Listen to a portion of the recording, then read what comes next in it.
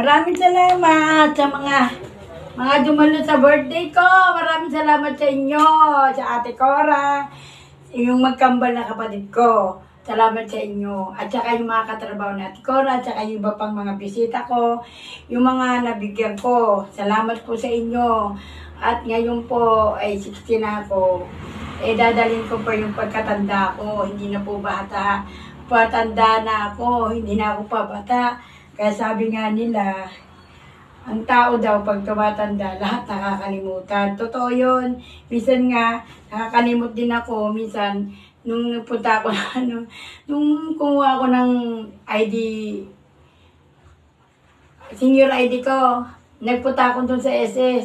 Nagkamali ako. Sabi natin, Cora, iba yan.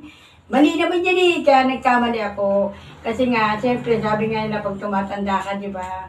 Kaya sabi nga nila sa akin, ngayon na may edad ka na, senior ka na, matanda na daw ako, sabi. Pero marami nagsasabi na hindi raw ako tumatanda. Paano kasi ang mga problema, nalulutas siya ng Panginoon. Hindi tayo naglulutas, ang Panginoon, tayo lang gumagawa. Tayong gagawa, ang Panginoon natutulong sa atin. Kaya kung may problema tayo, magdasal ka para sa Panginoon. Tutulungan ka ni Lord. Salamat mga guys!